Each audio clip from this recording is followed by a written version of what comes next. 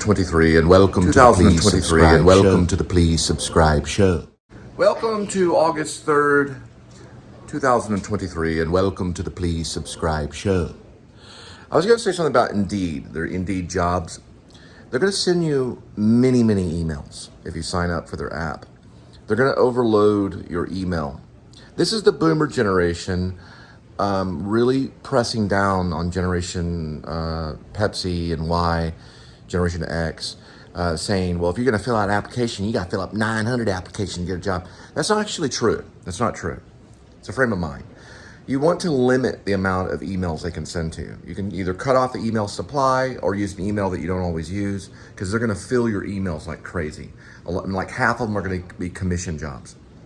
My suggestion is to either get rid of the app or get control of the email because 20 emails a day are sufficient. But when it gets to like 40 and stuff, it starts overriding. The word is overriding the email. So that's just my little note for today is be careful with Indeed. They're a good company. They'll find you something, but they don't need to send that many emails. Or maybe you can go through the app and find out, be selective on what type of jobs that they can send you. I mean, I get like 5 or 6 roofing job offers a day. It's just like, I have to pass this up. So it's going to take me hours to get it straight. Eventually I'm going to have to, probably undownload the app. How do you say it? Get rid of the app and then try something else. But anyway, I don't know. Anyway, it's been hot. It's been like 107. It's very hot. I haven't put that in the title of any of the shows, but we've had record-breaking heat in Texas. So it's been hot. A lot of record-breaking heat in Texas. Now I'm gonna have meatball. Do you like meatballs? I like meatballs. Well, don't be too lazy, kitty. You still have the scratching post. Well Shark Tunnel. 2-tier cat condo.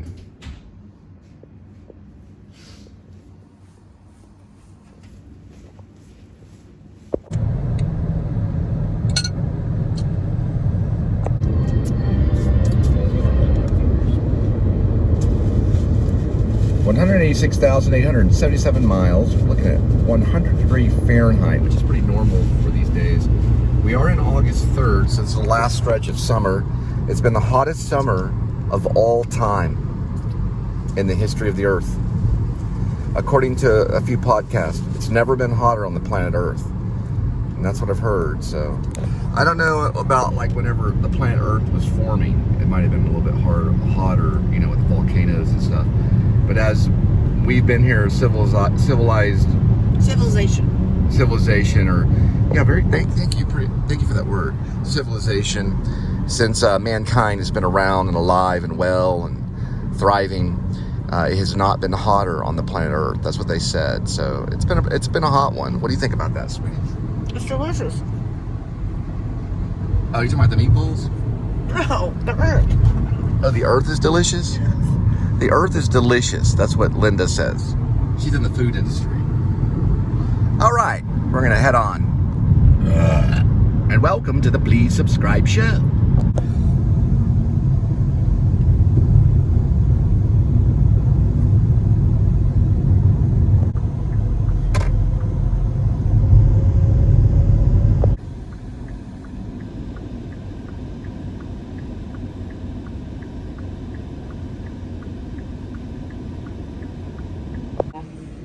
Get a taste of tradition with Swedish fish. Soft, chewy, and oh so delicious candies in one fat-free and fish-shaped package.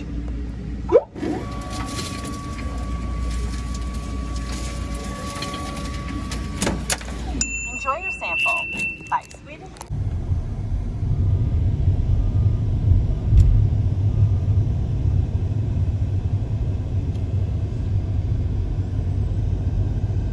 One of the newer buildings of Fort Worth, the skyscraper. Pretty much office buildings, stuff like that. It's pretty cool.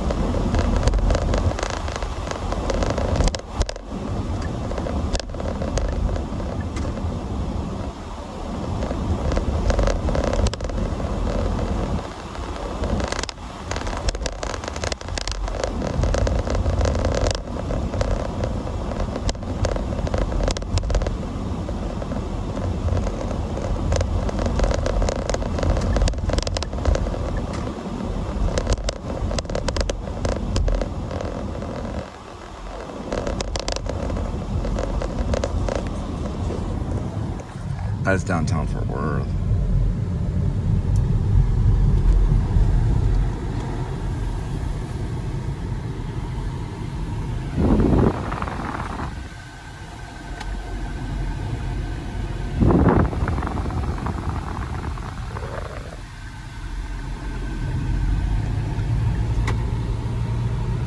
August 3rd, 2023.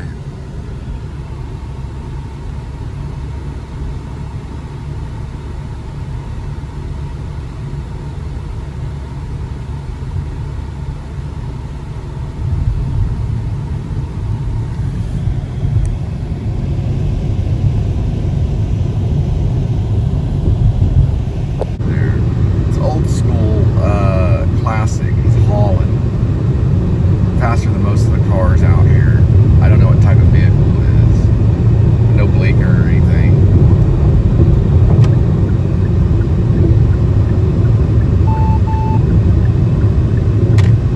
It took me a long time to get caught up on him. But it's got a Fort Worth sticker on it. Don't know what type of car it is though. I've never seen it before. It's got a major tattoo on his right.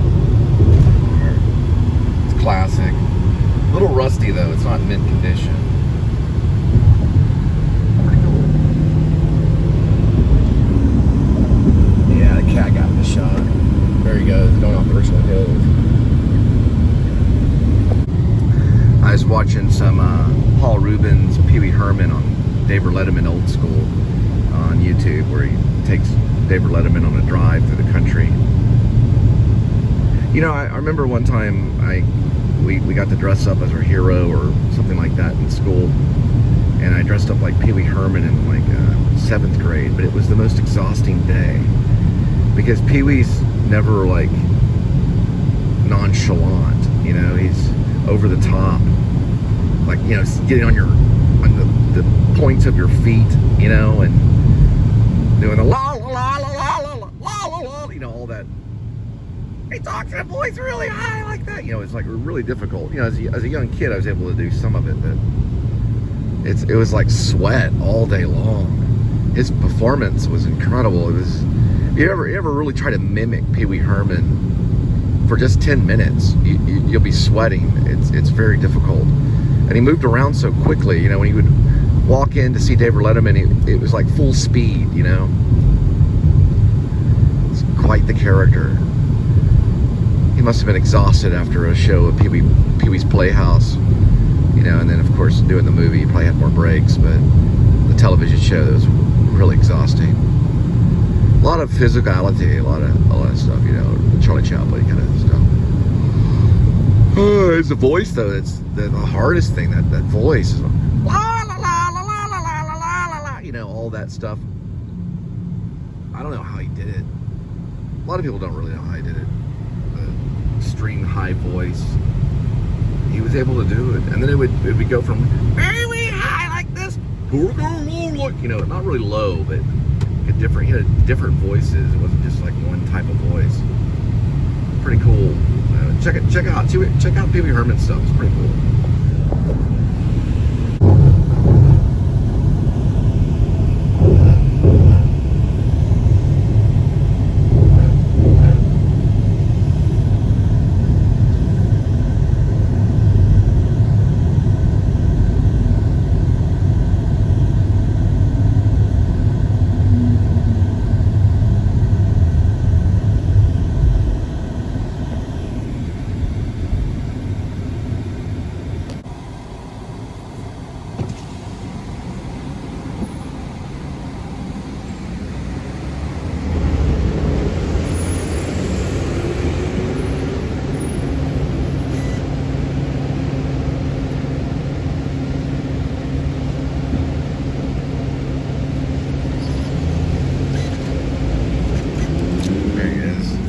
I could switch over to the QR scanner, but I don't know. I guess I still have to do this.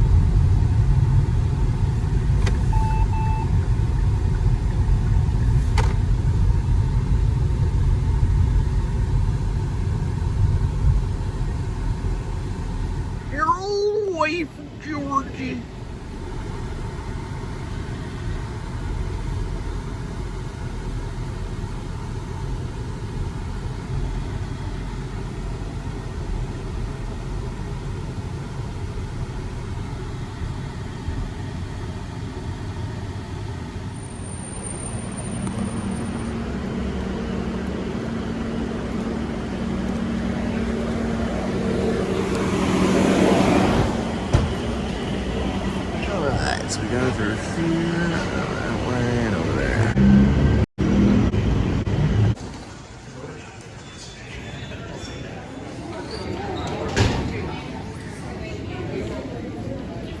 Yeah, that dude has got quite the story. Last name is Hutton, but his mom, he said I could talk about it on the show because I just talked to him, was Karen Jackson. And she was killed while in police custody at Love Field area in Dallas. Her name was Karen Jackson. And the police had her and supposedly banged her around a little bit, and she died of shock. And this is an unknown story. People don't even know about it. Now, he's had some trouble, of course, with his girlfriend and stuff that he doesn't feel is true. Some stuff that went on. And I can understand panicking, during a time when your mother being in police custody, gets killed. But I told him to make a comment on the show, and that I have to talk with Linda, and we make it do a follow-up story. He's going through some hard times. I cut him a deal today. I will talk about that later, but he's got a great story. And he's from New Jersey, so he's not originally from Dallas. His last name is Hutton. I think K Hutton is what he goes by too, but also K Jackson. But it's pretty intense, I mean, I'm not saying like every police officer in the world is the worst thing ever, but the story was his mom was walking around. She's wearing a turtleneck, and they accused her of walking around nude, which she wasn't.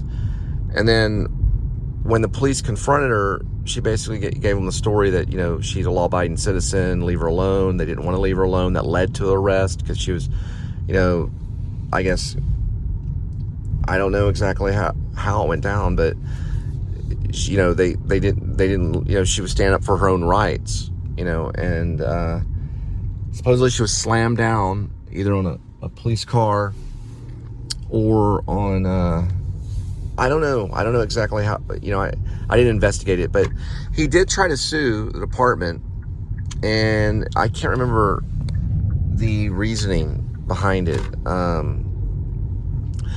But they were not put on administrative leave. None of the officers were. And she just happened to die under their custody, which is like, oh yeah, right. That ain't right. And I was telling them, to physically move somebody is a big deal. You grab someone and you move them. It happened to Linda when Linda was in for a PI in Denton. They threw her in solitary, and they skinned her knees, and we got footage of that too. But I told them I also do a little side story on police corruption. And there's probably a reason we met, and I said we might could do a follow-up story. It seems like a cool thing, but man, it's horrible that could happen to a relative, especially your mom. Now, my mom got arrested too in Maine over a domestic, my stepdad, but they were supposedly pretty nice to her. Still, it just makes me mad because she was nearly 70. You're gonna go arrest a 70-year-old woman, just the worst thing ever. I could never do that. But, yeah, I don't know the details of it. Supposedly they grabbed his mom, they threw her on the police car, hurting her head. Now, the autopsy said that there was some bruising on her head. So if they bruised her getting into the vehicle, or she was resisting arrest, and, they continued on because they don't have proper training on how to deal with people, and it just probably led one thing to the next thing, and then she died of shock, and with the weather being the way that it is, anyway, so that's his story. And so he's probably gonna I got his information. I could do like a follow-up story or something maybe. I think it's important. Her name is Karen Jackson. I never even heard of it. He said it made national news, so I'm gonna look it up now on Google and see what stories are related to it, and I'll get back to you all.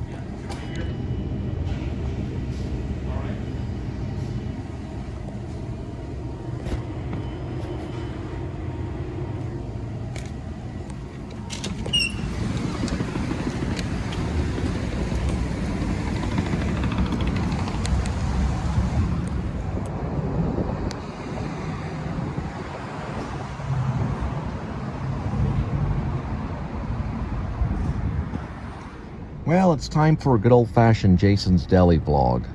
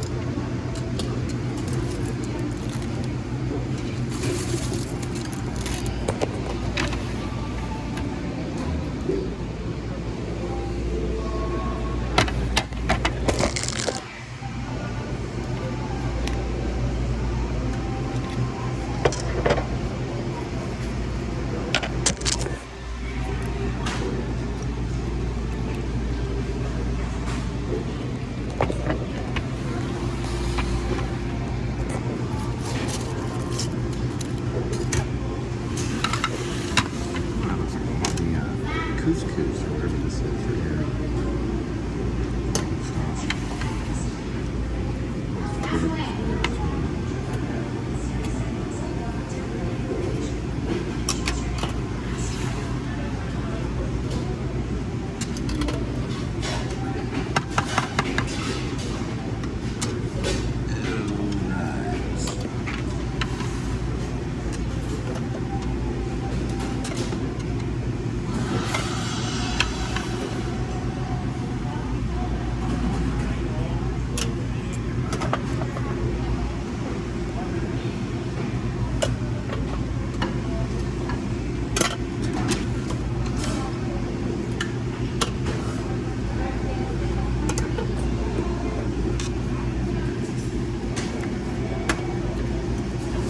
Thing for the egg yolk. And these little things right here.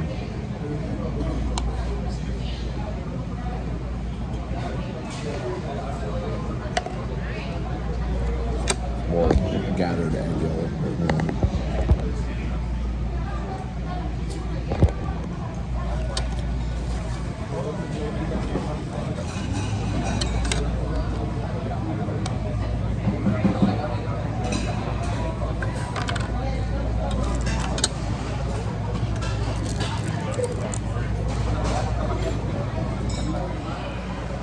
Well, got myself one of these little cone things right here.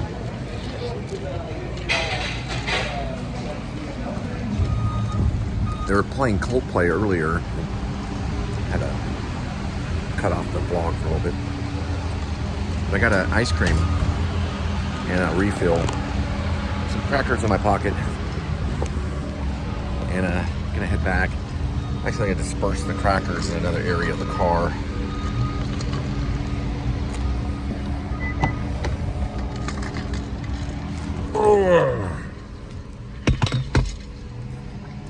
I usually don't get the ice cream, but I figured this one time I would. But I already ate the top of it off of it, so I cut the vlog in after eating a few bites of it. It's pretty good.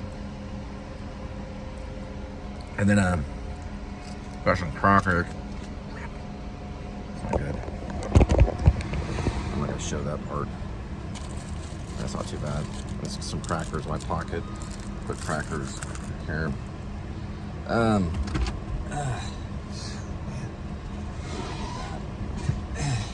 backup napkins over here.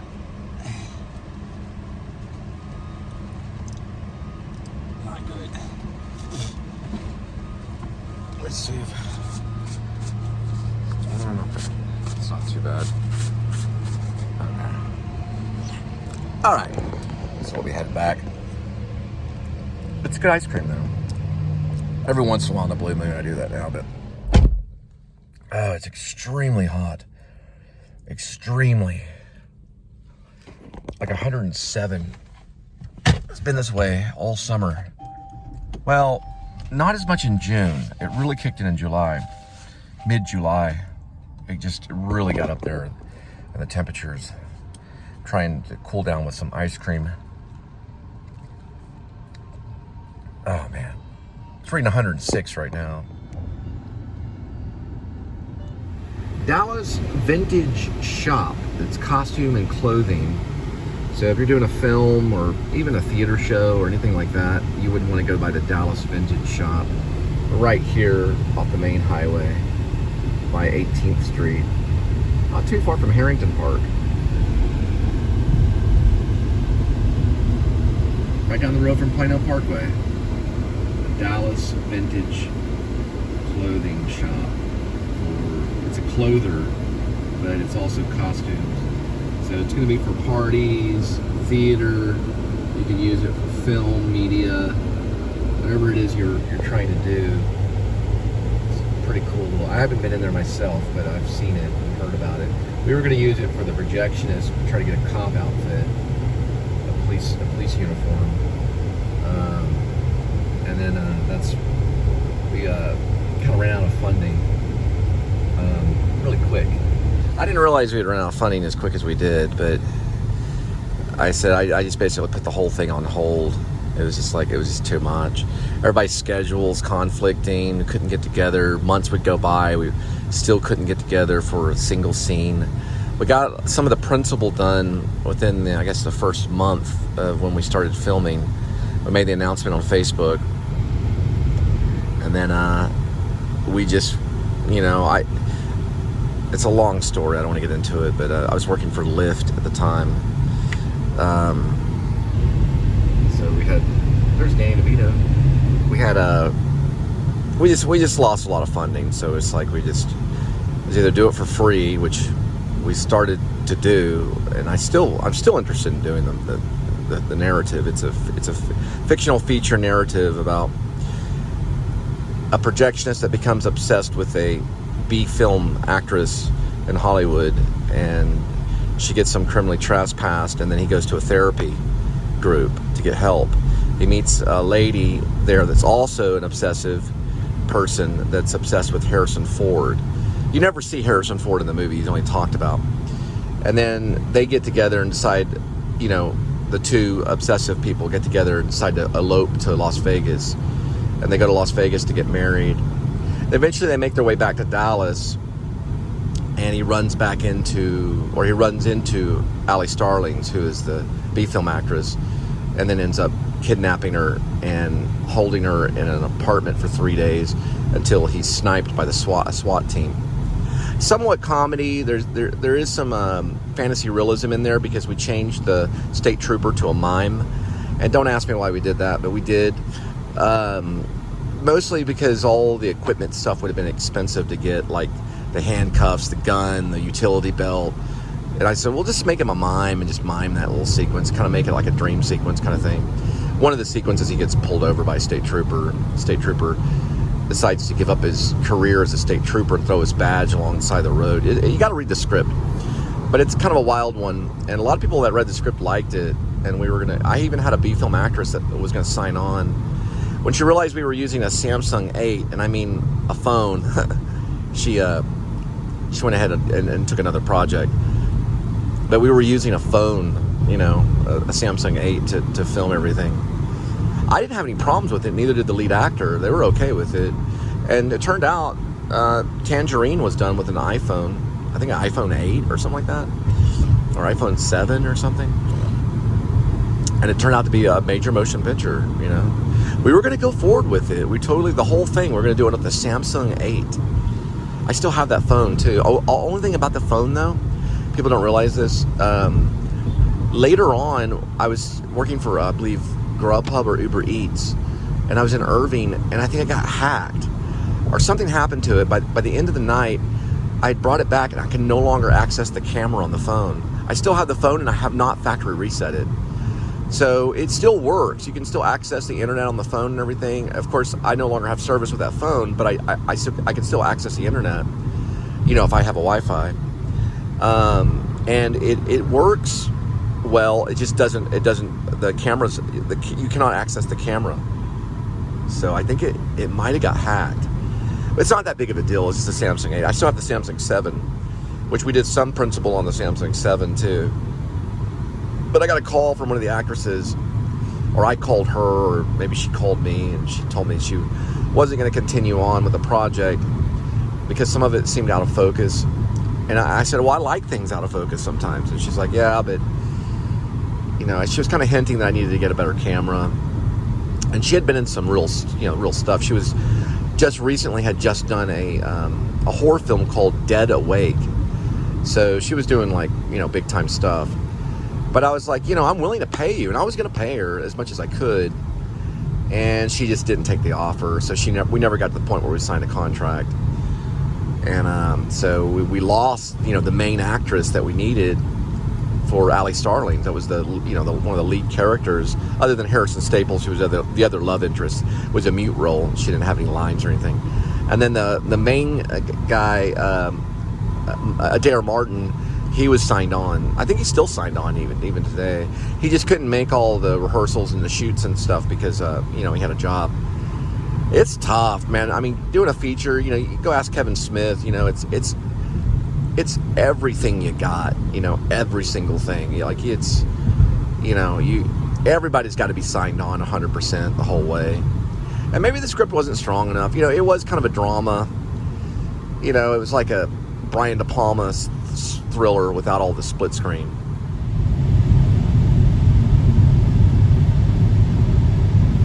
Complete congestion. I don't know how far we'll be passing the Mike Judge opening sequence of Office Space. You know how I get when I go through that.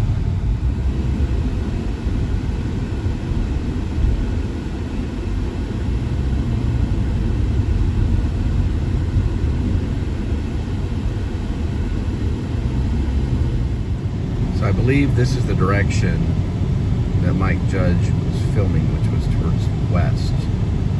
Reason why is because the last time I did this vlog, I did a lot of the vlog through that rear mirror right there. And when I looked at it and I compared it to Mike Judge's opening shot of Office Space, to the right of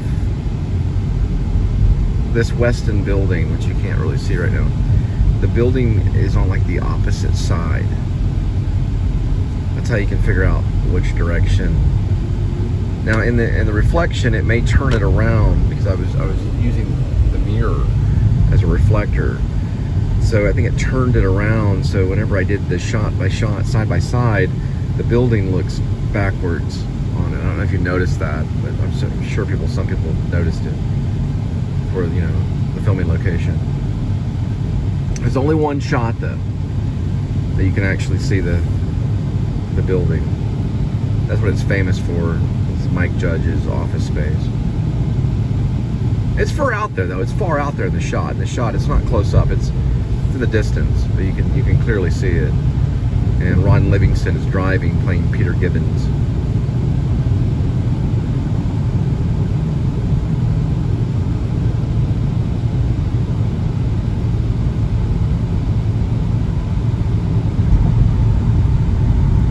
Amazing, he just chose to do that one shot in Dallas and then like take it all to Florida and Austin. I think it was done in Austin and in Florida, both areas.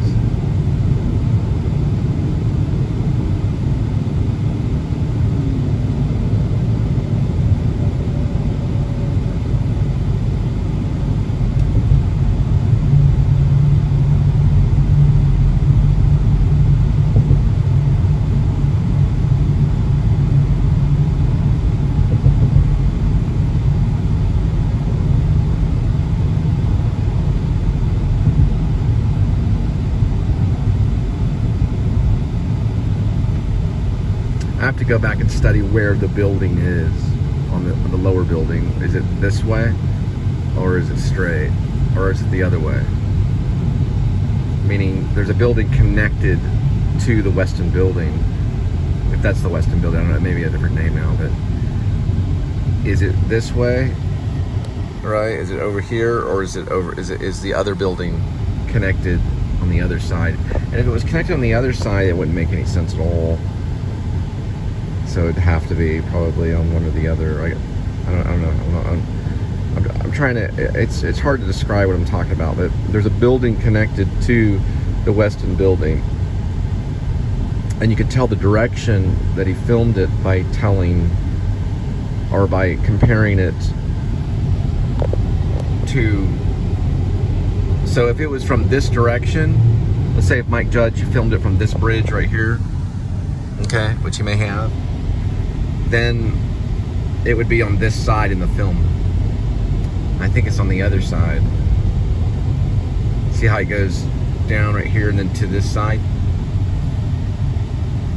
The top part of the building, see the top part? And I'll look right below that. See that side that makes like an L and it goes to the right? That's how you can tell which side of the highway he was on, the western side or the eastern side. Because the sun sets in the west, it would set behind that building. You probably could tell the time of day too, where the lighting is. I think this is the right angle. I'd have to go back and see.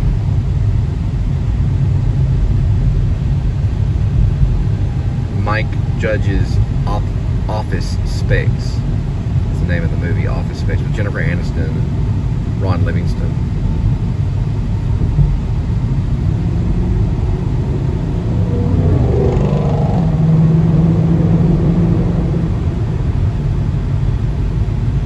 I want to say these buildings are in it too.